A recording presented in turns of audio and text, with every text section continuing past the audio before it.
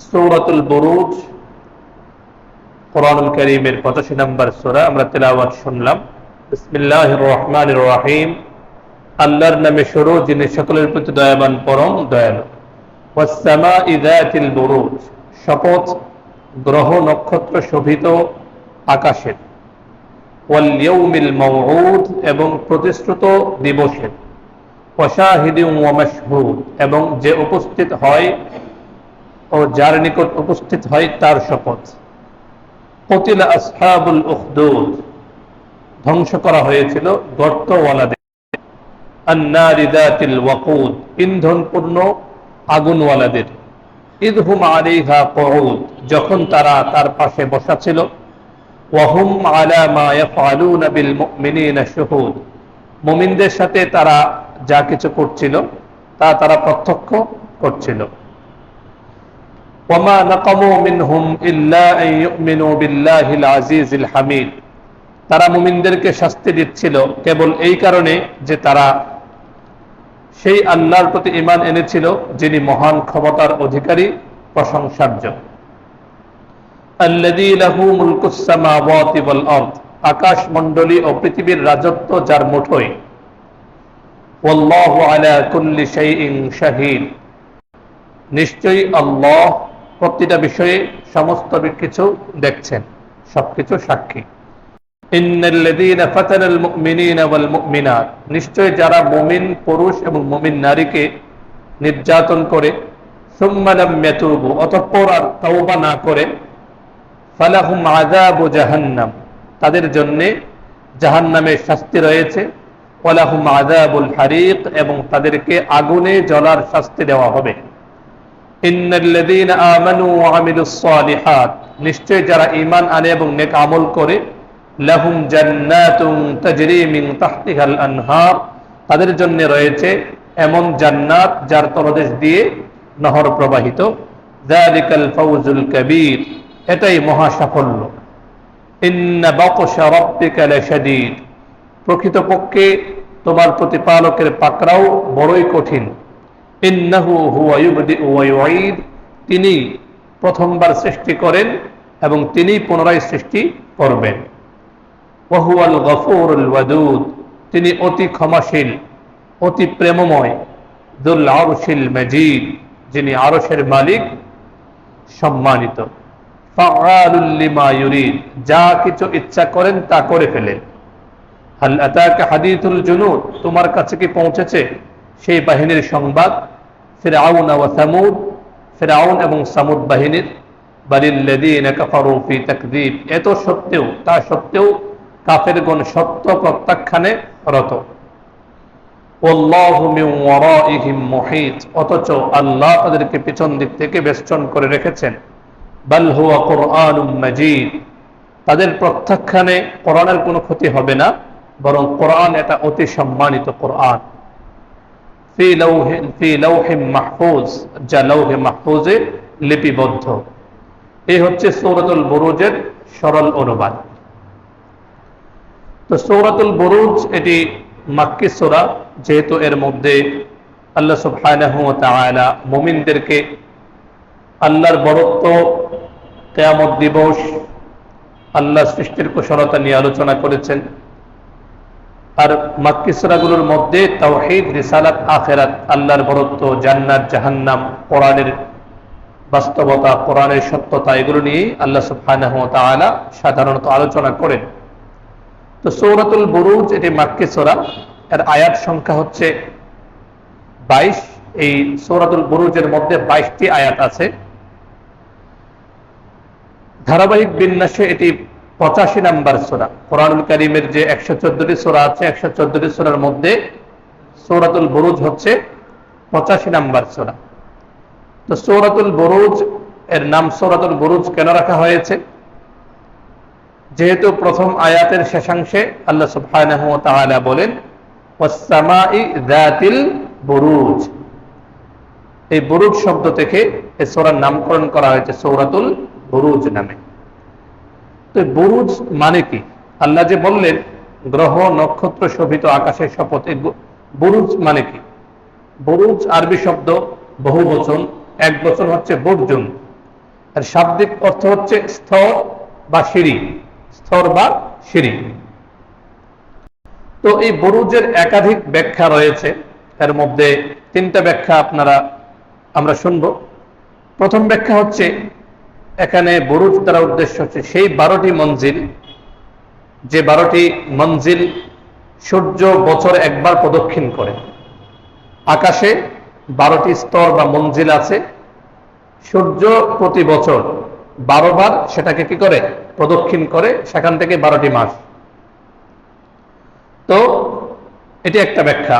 আরেকটা ব্যাখ্যা হচ্ছে, বুরুজ মানে হচ্ছে আকাশের সেই সব দুর্গ যাতে ফেরেশতারা অবস্থান করে, পাহারাদারি করে, আকাশকে হেফাজত করার জন্য ফেরেশতারা সেই দুর্গগুলোতে অবস্থান করে। আরেকটা হচ্ছে, এখানে বুরুজ দ্বারা উদ্দেশ্য হচ্ছে গ্রহ নক্ষত্র শোভিত আকাশ। এরপরে আছে ওয়াল ইয়াউমিল মাউউদ, প্রতিশ্রুত দিবসের শপথ। এখানে প্রতিশ্রুত দিবস মানে হচ্ছে কিয়ামত। প্রতিশ্রুত দিবস মানে কি? কিয়ামত। ওয়া শাহিদিন ওয়া মাশহুদ, কসম যে উপস্থিত হয় তার এবং যার কাছে উপস্থিত হয় তার। তো এখানে শাহিদ মাশহুদ দ্বারা কি উদ্দেশ্য? মুফাসসিরিনে কেরাম লিখেছেন, শাহিদ দ্বারা উদ্দেশ্য হচ্ছে জুমার দিন, মাশহুদ দ্বারা উদ্দেশ্য হচ্ছে আরাফার দিন। আবার কারো কারো ব্যাখ্যা হচ্ছে, এখানে শাহিদ দ্বারা উদ্দেশ্য হচ্ছে মানুষ, মাশহুদ দ্বারা উদ্দেশ্য হচ্ছে কিয়ামত দিবস। তো এই তিনটা কসম খাওয়ার পরে আল্লাহ সুবহানাহু ওয়া তাআলা একটি ঘটনার দিকে ইঙ্গিত করছেন। আল্লাহ বলেন, কুতিলা আসহাবুল উখদুদ। উখদুদবাসী, উখদুদ মানে হচ্ছে গর্ত, গর্তওয়ালারা ধ্বংস হয়ে গিয়েছে। তার মানে কি? অনেকগুলো ব্যাখ্যা আছে। এর মধ্যে প্রসিদ্ধ ব্যাখ্যা হচ্ছে, সহিহ মুসলিম শরীফে একটি হাদিসের মধ্যে ইঙ্গিত পাওয়া যায়, লম্বা গল্প, খুব সংক্ষেপে বলছি। এখানে গর্তওয়ালা দ্বারা উদ্দেশ্য হচ্ছে, পূর্বকালে অনেক আগে প্রাচীনকালে একটা রাজ্য ছিল, সেই রাজ্যের যে রাজা ছিলেন, সেই রাজার একজন জাদুকর ছিল। সেই জাদুকর রাজার রাজ্য পরিচালনায় রাজা ওই জাদুকরের কাছ থেকে সহযোগিতা, তার জাদুবিদ্যার মাধ্যমে সহযোগিতা গ্রহণ করত। তো দেখতে দেখতে সেই জাদুকর একসময় বৃদ্ধ হয়ে গেল। তো সেই জাদুকর বাদশার কাছে বলল যে, আমি তো জীবন সায়ান্নে চলে এসেছি, বার্ধক্যে উপনীত হয়েছি, এক সময় আমাকে দুনিয়া থেকে চলে যেতে হবে। আমার যে জাদুবিদ্যাটা একটা বাচ্চাকে শিখিয়ে যেতে চাই, আপনি ব্যবস্থা করে দেন। তো বাদশাহ একজন বালক বাচ্চাকে ব্যবস্থা করলেন। তো সেই বালককে ওই জাদুকর জাদু শেখানো শুরু করলো। তো জাদু শেখাচ্ছে। তো বাচ্চাটা ওই জাদুকরের কাছে যাওয়ার পথে রাস্তায় একজন তখনকার সময়ে খ্রিস্টান, যে কোনো শিরকের সঙ্গে যুক্ত ছিল না, তাওহীদে বিশ্বাসী ছিল, এক আল্লাহর উপর ঈমান এনেছিল, আল্লাহর আনুগত্য করত এবং ঈসা আলাইহিস সালামের উপর ঈমান এনেছিল। মানে তিনি তাওহীদবাদী ছিলেন, মূর্তি পূজা করতেন না। তো ওই যে খ্রিস্টান পাদ্রী, রাহেব বলা হয়, রাহেব, ওই রাহেবের কাছে, খ্রিস্টান পাদ্রীর কাছে যাওয়ার পথে খ্রিস্টান পাদ্রীর যে আস্তানা, যেখানে উনি অবস্থান করতেন, সেটা পড়ত। তো বাচ্চা যখন জাদু শিখতে যেত, জাদু শিখতে যাওয়ার পথে ওই যে খ্রিস্টান পাদ্রী তার কাছে গিয়ে বসত। তো বসার পরে খ্রিস্টান পাদ্রীর কথাবার্তা বাচ্চার ভালো লাগতো। নিয়মিত ওই খ্রিস্টান পাদ্রীর কথাবার্তা বাচ্চা শুনতে লাগলো। এদিকে জাদু শিখছে, আবার কথাবার্তাও শুনছে। শুনতে শুনতে আল্লাহ সুবহানাহু ওয়া তাআলা তার মধ্যে তাওহীদ, ঈমানের কিছুটা আলো দান করলেন। তো একদিন বাচ্চাটা ওই খ্রিস্টান পাদ্রীর কাছ থেকে যাওয়ার সময় রাস্তায় দেখে একটা হিংস্র প্রাণী, কোন বর্ণনায় এসেছে একটা সিংহ। তো সিংহটা খুব লম্বা হয়ে রাস্তায় শুয়ে আছে। মানুষ ভয়ে সেদিকে যেতে পারছে না। তো বাচ্চাটা একটা পাথর নিল, পাথর নিয়ে মনে মনে বলল যে, আল্লাহ, আমি যে খ্রিস্টান পাদ্রীর কাছে যাই, তার কথাবার্তা যদি সঠিক হয়, সে যদি সঠিক পন্থায় থাকে, তাহলে আমি তার ওসিলা দিয়ে আমি এই পাথরটা নিক্ষেপ করছি। সে যদি সঠিক হয়, তাহলে আল্লাহ এই পাথর দিয়ে এই সিংহ বা এই প্রাণীটাকে আপনি মেরে ফেলুন। যেন মানুষ আসা যাওয়া করতে পারে। তো এটা বলে সে পাথরটা নিক্ষেপ করলো, নিক্ষেপ করার সঙ্গে সঙ্গে ওই প্রাণীটা মরে গেল। তো এতে করে তার বিশ্বাসটা আরো মজবুত হয়ে গেল।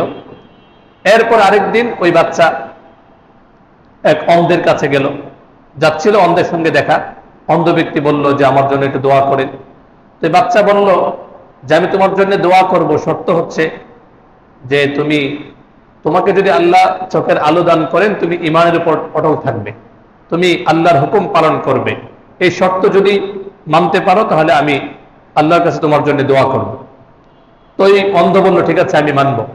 এরপরে ওই ওই বালক বাচ্চা বলল যে আল্লাহ, ওই রাহেব যদি সঠিক পথে থেকে থাকে, তার কথাবার্তা যদি যথার্থ হয়, আল্লাহ সে রাহেবের ওসিলা দিয়ে আল্লাহ আপনার কাছে বলছি আপনি এই অন্ধকে সুস্থ করে দেন। আল্লাহর কুদরতে সেই অন্ধ চক্ষুষ্মান হয়ে গেল, সুবহানাল্লাহ। এরপরে একদিক থেকে ওই সিংহটাকে সে মেরে ফেলল, আরেকদিকে আল্লাহর কুদরতে এই অন্ধ সে চক্ষুষ্মান হয়ে গেল। তো এই আওয়াজ, এই কথা বাদশার কাছে গেল। বাদশাহ বিরক্ত হয়ে গেল যে কি শুরু করলো। বাদশাহ সে মূর্তি পূজারী ছিল, শিরিক করত। তো বাচ্চা যেদিকে অগ্রসর হচ্ছে এটা তো শিরিকের পথ না, এটা তো ঈমানের পথ, তাওহীদের পথ। তো বাদশার মাথা গরম হয়ে গেল। বাদশাহ বলল যে একে মেরে ফেলতে হবে। যেটা করে স্বৈরাচারীরা, যুক্তিতে বা স্বাভাবিকভাবে না পারলে একটাই, বাস মেরে ফেলো, কারাগারে নিয়ে যাও, মেরে ফেলো, এটাই ওরা করতে পারে। তো বাদশাহ কিছু লোককে বলল যে এই বাচ্চাটাকে ওই বিশাল পাহাড়ের উপর নিয়ে যাও, পাহাড় থেকে ধাক্কা দিয়ে ফেলে মেরে ফেল, বাস। 1000 বছর ধরে স্বৈরাচারী বাদশারা যেটা করে, কিছু হইলেই মেরে ফেলো, বাস, মেরে ফেললে মনে হয় সব সমাধান হয়ে যায়। তো যাক, বাদশার কথায় তার সাঙ্গপাঙ্গরা, সেনারা ওই বাচ্চাটাকে পাহাড়ে নিয়ে গেল।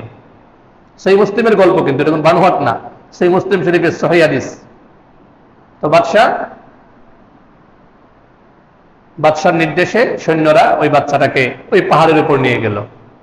তো পাহাড়ের উপর নিয়ে যাওয়ার পরে বাচ্চাকে মারবে কি, উল্টো আরো ওই যে যারা সেনা ছিল, পাহাড় এমন কাঁপা শুরু হয়ে গেল, ওই সৈন্যরা ওখান থেকে পড়ে মরে গেল।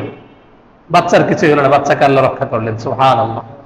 তো পাহাড়ে নিয়ে তাকে মারতে পারলো না। এরপরে আর কিছু লোককে দিয়ে পাঠালো। ওরা তো সহজে হার মানতে চায় না, রাজা বাদশারা, ওরা যে কি যে করতে চায়, ওরা মানে ওরা আল্লাহ হয়ে যেতে চায় আর কি, সহজ কথায় যা ইচ্ছে তা করতে মন চায়, যে ফাআলুল লিমা ইউরিদ, যা মন চায় তা করতে চায় ওরা। তো যখন ওখানে পারলো না, তার তো একটু চিন্তা করা দরকার ছিল যে কি হলো, পাহাড় থেকে একটা ছোট বাচ্চা, আর সেনারা তো শরীরে শক্তি বেশি, ওই সৈন্যবাহিনী পারলো না, আর ওরা পড়ে গেল, বাচ্চার কিছুই হলো না, এটা চিন্তা করা দরকার ছিল না? মানুষ যখন অহংকারী হয়, মানুষ যখন খুব বড় দাম্ভিক হয়, স্বৈরাচারী হয়, তখন চিন্তা করার সময় ওদের হয় না, যা মন চায় যে আমি যেটা বলছি ওইটাই। ফেরাউন কি বলেছিল? দারুনি আক্তুল মুসা ওয়ালিয়াদউ রাব্বাহ। ফেরাউন মুসার বিরুদ্ধে দাঁড়িয়ে এসে বলেছিল আমাকে ছাড়ো তো, আমাকে সুযোগ দাও, আমি মুসাকে মেরে ফেলবো। কেন? ইন্নী আখাফু আন ইউবাদদিলা দীনাকুম আও আন ইউযহিরা ফিল আরদিল ফাসাদ। মুসা আলাইহিস সালাম নাকি পৃথিবীর মধ্যে বিশৃঙ্খলা সৃষ্টি করে, সন্ত্রাস সৃষ্টি করে, আর সে খুব ভালো কাজ করতেছে। ফেরাউনে কি বলে? মুসা আলাইহিস সালাম পৃথিবীতে সন্ত্রাস সৃষ্টি করতেছে, আন ইউযহিরা ফিল আরদিল ফাসাদ, সন্ত্রাস বলে নবীকে, যে নবী নাকি সন্ত্রাস সৃষ্টি করছে। এটা দেখেন ইতিহাস, সারা পৃথিবীতে অনাদি অনন্ত কাল থেকে, সেই প্রাচীন কাল থেকে প্রত্যেক যুগের যারা সন্ত্রাসী, যারা চোর বাটপার, এরা ভালো মানুষদেরকে কি বলে? চোর বাটপার সন্ত্রাসী বলে, কিনা? বাস্তবতায়। তো এই যে বাদশা, তার তো উচিত ছিল একটু সতর্ক হয়ে যাওয়া, যে বাচ্চাটাকে কেন মারতে পারলাম না, কোনো কাহিনী আছে কিনা এখানে। কিন্তু ওই যে অহংকারের কারণে মানুষ তখন স্বাভাবিক যে তার চিন্তা শক্তিটা হারিয়ে যায়। এরপরে না, সে হার মানবে না, আরো কিছু লোককে দিয়ে বলল যাক, পাহাড়ে হলো না, এবার নদীতে যাও, সমুদ্রে যাও, সমুদ্রে গিয়ে ওকে ধাক্কা দিয়ে ফেলে দাও, ওখানে মেরে ফেলো। এটাও যখন হচ্ছে না, তো যাক, পরবর্তীতে বাদশার নির্দেশে নিয়ে গেল, ওখানে গিয়ে তার ছেলেকে মারবে কি, রাখে আল্লাহ, মারে কে? আল্লাহ যদি কাউকে হেফাজত করেন, দুনিয়ার কেউ তাকে মারতে পারবে? বাস্তবতা, এটা ইতিহাস থেকে শিক্ষা, কোরআন সুন্নাহয় তো আছে, বাস্তবতাও সেটা। গুলির সামনে গিয়েও গুলি বের হয় না, অথবা গুলি এদিক ওদিকে চলে যায়, হয় কিনা? সমানে আছে।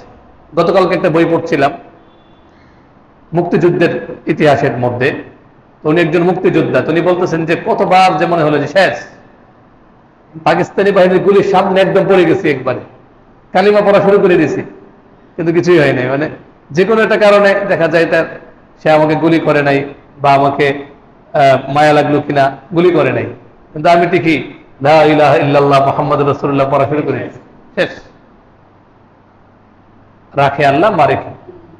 তো যাক, ও তাকে নিয়ে গেল সমুদ্রে ডুবানোর জন্য, সে ডুববে করতে গিয়ে উল্টা যারা নিয়ে গেছিল ওরা ডুবে পড়ে শেষ। তো দুইবার ব্যর্থ হয়ে গেল।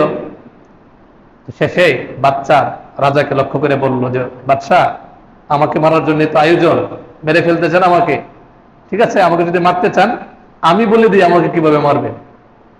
একটা কাজ করতে পারেন, সেটা হলো বিশাল শুলিতে যখন আমাকে চড়াবেন, আমাকে যখন তীর নিক্ষেপ করবেন, তখন বলবেন যে এই বালকের রবের নামে, বিস্মি রব্বি হাযাল গোলাম, এই বাচ্চার রবের নামে তীর নিক্ষেপ করছে, তাহলে আমারে মারতে পারবেন, এছাড়া দুনিয়ার সবাই মিলে আমাকে মারতে পারবেন না। আল্লাহর নাম নিয়ে তীর নিক্ষেপ করবেন, মারতে পারবেন।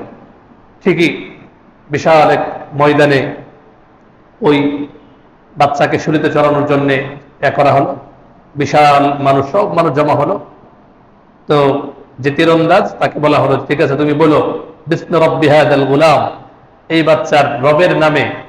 বাস, তীর নিক্ষেপ করা হলো, কান এবং কপাল এর মাঝখানে ঠিক এখানে গিয়ে তীরটা লাগলো, বাস বাচ্চাটা মারা গেল। এটা দেখে তখনকার সময়ে বাদশা তো চাচ্ছিল বাচ্চাটাকে মেরে ফেললে খেল খতম, উল্টা হয়ে গেল। এটা দেখে তখনকার সময় মানুষ ব্যাপকভাবে মিছিলের পর মিছিল মানুষ আল্লাহর দিনে চলে আসলো, তাওহীদের উপর, এক আল্লাহর উপর তারা ঈমান আনলো। সুবহানাল্লাহ। দুনিয়ার এই পাগলরা এগুলো বুঝতে চায় না। আপনারা সিরাতে পড়েছেন না, রাসূলুল্লাহ সাল্লাল্লাহু আলাইহি ওয়াসাল্লামের উপর মানুষের আস্থাকে দূর করার জন্য নবী করিম সাল্লাল্লাহু আলাইহি ওয়াসাল্লাম যখন দাওয়াত দেওয়া শুরু করলেন, তখন হজের মৌসুমে বিভিন্ন সময় নবীজি দাওয়াত দিতেন। তো মক্কার বিভিন্ন ওই রাস্তার মোড়ে মোড়ে কুরাইশরা দুষ্ট ছেলেদেরকে, বিভিন্ন লোকদেরকে নিযুক্ত করে রাখতো। কি উদ্দেশ্যে? যে ওরা যখন বাইরে থেকে আসবে, আসলেই পরদেশি কেউ আসলেই তোমরা তাকে বুঝাবে যে মক্কায় নাউজুবিল্লাহ পাগল আছে, ওই পাগল খালি বলে লা ইলাহা ইল্লাল্লাহ মুহাম্মাদুর রাসূলুল্লাহ, এই পাগলের কাছে যাবে না, গেলেই তোমার পরিবার পরিজনের মধ্যে পার্থক্য করবে, তোমার পূর্বপুরুষদের ধর্মকে নষ্ট করে ফেলবে। এইভাবে মক্কার প্রত্যেকটা অলিতে গলিতে বাইরে থেকে লোক আসবে আর তাদেরকে বোঝাবে। বাস, তারা কাজ শুরু করলো, উল্টা হয়ে গেল। কি হয়ে গেল? বুমেরাং হয়ে গেল। তো যদি ওরা এই পদ্ধতিটা অবলম্বন না করতো, তাহলে হয়তো অনেকে জানতোই না। তখন তো আর ফেসবুক, ইউটিউব ছিল না যে মুহূর্তের মধ্যে ভাইরাল হয়ে যাবে, এগুলো ছিল তখন। একা একজন মানুষ আওয়াজ করছেন, তার পক্ষে কেউ নেই। যদি ওরা এই পদ্ধতিটা অবলম্বন না করতো, তাহলে হয়তো অনেক মানুষ জানতোই না যে মক্কায় মুহাম্মদ সাল্লাল্লাহু আলাইহি ওয়াসাল্লাম নামে কেউ আছে। তো এখন মানুষের স্বভাব হচ্ছে কোন বিষয় না করলে মানুষ আর বেশি করে, ঠিক কিনা? বাচ্চাদেরকে দেখবেন যে কোনো বিষয় যদি না করা হয়, যে বাবা এটা নাই, আর বেশি করে করবে এটা। আজকে দুপুর বেলায় আমার মেয়ে একটা ওই চকলেট একটু আগে সে খায় নাই, তো যখন চকলেটটা খাওয়া হয়ে গেল, আমরা খেয়ে ফেললাম, এখন সে কান্না শুরু করছে। একটু কিন্তু বারবার দিলাম চকলেটটা খাও খাও খায়। তা মানুষের স্বভাব, বাচ্চাদের দেখলে মানুষের যে ভিতরে, আমরা বড় হইলে তো আসলে অনেক সময় অনেক কিছু লজ্জায় বা অনেক নিজেকে নিয়ন্ত্রণ করি, বাচ্চারা তো কিছু খেয়াল করে না। বাচ্চাদের মধ্যে মানুষের মৌলিক স্বভাবটা বোঝা যায়, যে মানুষ কি চায় তার মধ্যে। দেখবেন অনেক সময় বাচ্চাদের, এক বাচ্চার সামনে আরেক বাচ্চাকে আদর করলে ওরা অনেক রাগ করে, মানে হিংসা হয় ওর মধ্যে, কেন আমার বাদ দিয়ে ওকে খুলে নেওয়া হবে, হয় কিনা? বাস্তব। তো মানুষকে, এটা আরবিতে একটা প্রবাদ আছে, আল ইনসানু হারিসুন ফিমা মুনিআ, মানুষকে যে বিষয়ে নিষেধ করা হয় মানুষ এটার প্রতি আগ্রহ আরো বেশি। তো ওই আরবের বিভিন্ন দিক থেকে মানুষেরা যখন হজ করতে উমরা করতে, ওরাও জাহিলি যুগে কিন্তু হজ উমরা করতো ভয়াবহ অবস্থায় আর কি, কাপড় চোপড় সারা করতো আর কি। এমন একটা অবস্থা ছিল ওদের, ওরা বিবস্ত্র হইয়া উমরা করতো, তওয়াফ করতো। আবার তাদের যুক্তি ছিল ভয়াবহ যুক্তি। কি যুক্তি? যে হারাম জিনিস এরে মাইরে ওরা লুটপাট করে যে সম্পদ উপার্জন করছে, সেই সম্পদ দিয়ে যে কাপড় পরছি, এই কাপড় তো দিয়ে আল্লাহর ঘর তওয়াফ করা যাবে না। ভয়াবহ যুক্তি না? এজন্য তারা কাপড় খুলে একেবারে জন্মদিনের পোশাকে তারা কি করতো? আল্লাহর ঘর তওয়াফ করতো। তো মক্কার যে লোকেরা ঢুকতেছে আর মোহাম্মদ সাল্লাল্লাহু আলাইহি ওয়াসাল্লামের ব্যাপারে প্রত্যেকের মেসেজ বার্তা দেওয়া হচ্ছে, এই সাবধান, এই দেখবে একটা লোক পাগলের মতো এই লা ইলাহা ইল্লাল্লাহ মুহাম্মাদুর রাসূলুল্লাহ বলে, ওর কাছে যায় না। তো বাস হয়েছে তো কাজ। যে এটা শুনে আসছে, যেই তো দূর থেকে দেখে যে লোকটা কি বলে লোকটা একটু দেখে যায়। বাস এইভাবে প্রত্যেকটা মানুষের কাছে দিনের দাওয়াত চলে গেছে। সুবহানাল্লাহ। ওরা চায় যে আল্লাহর দ্বীনকে ওরা মিটিয়ে দিবে, কিন্তু আল্লাহ এমন একটা পদ্ধতি অবলম্বন করেন, আল্লাহ এর মধ্যে এমন অবস্থা তৈরি করেন যেটাই মানুষের দিনের দিকে আসার কারণ হয়ে যায়। সুবহানাল্লাহ। তো ওই যে বাচ্চাটাকে মেরে ফেলা হলো, এখন এটা দেখে মানুষ দলে দলে তাওহীদের দিকে, ঈমানের পথে আসতে লাগলো। সুবহানাল্লাহ। তো বাদশারা তো সহজে ওরা এ মানতে রাজি না। এখন কি করলো? তারা বড় বড় গর্ত, এই যে আসহাবুল উখদুদ, ওরা বিশাল বিশাল গর্ত তৈরি করলো। বাদশার নির্দেশে বড় বড় গর্ত তৈরি করা হলো। এই গর্তের মধ্যে আগুন জ্বালানো হলো, আর বলা হলো যারাই আল্লাহর প্রতি ঈমান আনবে তাদেরকে আগুনের মধ্যে ফেলে দেওয়া হবে, যারাই ঈমান আনবে তাদেরকে আগুনের মধ্যে ফেলে দেওয়া হবে। বাস এভাবে একের পর এক মানুষকে পুড়িয়ে ফেলা হলো। আল্লাহ সুবহানাহু ওয়া তাআলা সেই ঘটনার দিকে ইঙ্গিত করে আল্লাহ বলছেন, কুতিলা আসহাবুল উখদুদ, ধ্বংস হয়ে গিয়েছে গর্তওয়ালারা, আন-নারি যাতিল ওয়াকুদ, যারা ছিল ইন্ধনপূর্ণ আগুনের অধিকারী, ইন্ধনপূর্ণ আগুনওয়ালা। ওয়াইদহুম আলাইহা কুউদ, কি পরিমাণ নির্মম ছিল ওরা। ঈমানদার নারী পুরুষকে যখন এখানে পোড়ানো হচ্ছিল, জীবন্ত একটা মানুষকে পুড়িয়ে ফেলা হচ্ছে, আর ওরা পাশে বসে বসে এগুলো দেখতো আর পৈশাচিক উল্লাসে মেতে উঠত। মানে হিংস্র মানুষ যারা, এরা কিন্তু মানুষের কাতরানো বা কিভাবে মারা যাচ্ছে এটা দেখে ওরা মজা নেই। আল্লাহ বলেন ইদহুম আলাইহা কুউদ, আগুনে পোড়ানো হচ্ছে, আগুনে মানুষগুলো পুড়ে ভস্ম হয়ে যাচ্ছে, আর ওরা এগুলো বসে বসে দেখছিল। ওয়াহুম আলা মা ইয়াফআলুনা বিল মুমিনিনা শুহুদ, মুমিনদের সাথে কি করা তারা করছে তারা নিজেরা দেখতে সব হাসছিল।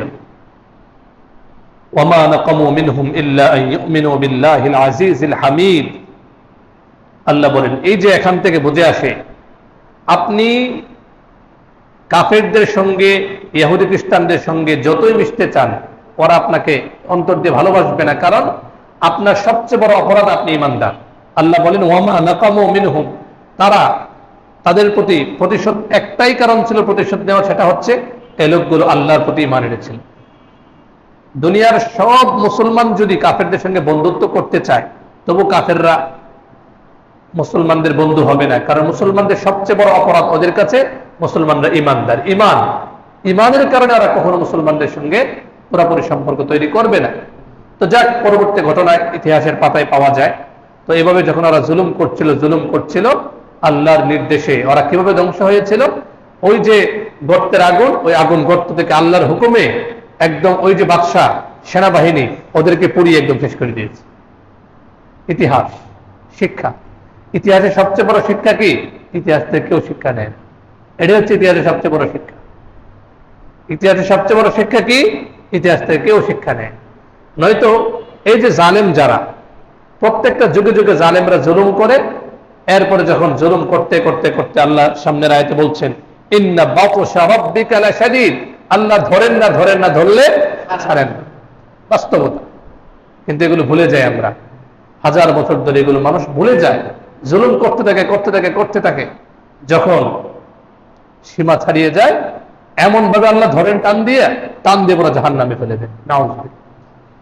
বড়শির মাছের মতো বড় মাছটাকে টান দিলে উঠবে, ঠোঁট ছিঁড়ে চলে দৌড় দিবে। এজন্য বড়শিওয়ালা কি করে? ঢিল দে, যাও দেখি যে পরিমাণ যাইতে পারো দৌড় দেও। আর মাছ মনে করে দিলাম দৌড়, মনে ছুটে গেছি। মাছ দৌড়তে বর্ষের যে পরিমাণ সুতা যতটুকু বড় শুধু ছাড় দেওয়া হয়, অবশেষে সে ক্লান্ত হয়ে যায়, সুন্দর মতো টান দিয়ে একেবারে কড়াইয়ে একদম তেলের মধ্যে ছেড়ে দেওয়া হয়। এখান থেকে উদাহরণ জালেমদের জন্য, কিন্তু দুঃখজনক জালেমরা শিক্ষা নেয় না।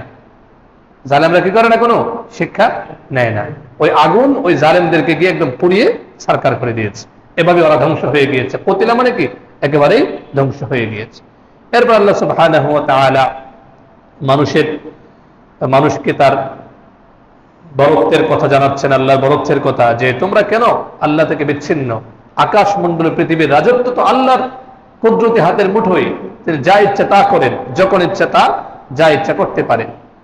তো যারা মুমিনদেরকে কষ্ট দেয়, নারীদেরকে কষ্ট দেয়, পুরুষদেরকে কষ্ট দেয়, তওবা করে না, আল্লাহ বলেন তাদের জন্য জাহান্নামের আগুন অপেক্ষা করছে। আর পক্ষান্তরে যারা ঈমান আনে, নেক আমল করে, তাদের জন্য জান্নাত অপেক্ষা করছে। যালিকাল ফাউজুল কাবীর, এটাই হচ্ছে মহাসফল। দুনিয়ার জিন্দেগির 60-70 বছর জিন্দেগি যেভাবেই হোক শেষ হয়ে যাবে। আর যারা জালেম, যারা ক্ষমতার দম্বে অহংকারে দুনিয়ায় মানে তারা পা রাখতে চায় না, মনে হয় যেন আকাশে উঠতেছে, যা ইচ্ছে তা করতে চায়। একটা আঙুলের হেলুনিতে আঙুল হেলায় লক্ষ লক্ষ মানুষ ওটা বসা করে, যাকে ইচ্ছে তাকে মৃত্যুদণ্ড দেয়, যাকে ইচ্ছে তাকে মেরে ফেলে, যাকে ইচ্ছে তাকে আয়না করে পাঠায় দেয়। নাকি কত কিছু যে করে এরা, কত কিছু যে করে, বাস্তবতা। কিন্তু দিন শেষে আল্লাহর আযাব যখন আসে, ইন্না বাতশা রাব্বিকা লাশাদীদ, বাস্তবতা, কিছু করার নাই। এখান থেকে দেখবেন যে শিক্ষা নেবে না, পরবর্তীরা এসে আবার এমন হয়তো বা শুরু করে দিতে পারে। যারা বুদ্ধিমান, যারা চালাক, এরা তো শিক্ষা গ্রহণ করে, আর বাকিরা শিক্ষা গ্রহণ করে না। ধরাকে সরা জ্ঞান করে, মনে হয় যা ইচ্ছে তা বলে ফেলবে, যা ইচ্ছে তা করে ফেলবে। অল্প কয়েকদিনের ক্ষমতা, একটু কর্তৃত্ব, একটু দাপট পেয়ে মানুষ যা ইচ্ছে তা করে। তো যাক, আল্লাহ সুবহানাহু ওয়া তাআলা জানাচ্ছেন যে সাবধান মানুষ, সতর্ক হয়ে যাও। ইন্না বাতশা রাব্বিকা লাশাদীদ, তোমার প্রতিপালকের পাকড়াও বড় কঠিন। তিনি সবকিছু শুরু করেন, তিনি শেষ করেন, তিনি ক্ষমাশীল, তিনি প্রেমময়। সে আল্লাহর কাছে তোমরা ফিরে আসো। এরপর আল্লাহ জানাচ্ছেন যে ফাআলুল লিমা ইউরিদ, দুনিয়ার মানুষ কিছু করার আগে অনেক কিছু চিন্তা করে, কিন্তু আল্লাহর এসব চিন্তা করার প্রয়োজন নেই। তিনি যা ইচ্ছা তা করেন। সে আল্লাহরকে ভয় করো। তো এভাবে সূরাত আল বুরুজ আমাদেরকে শিক্ষা দেয়।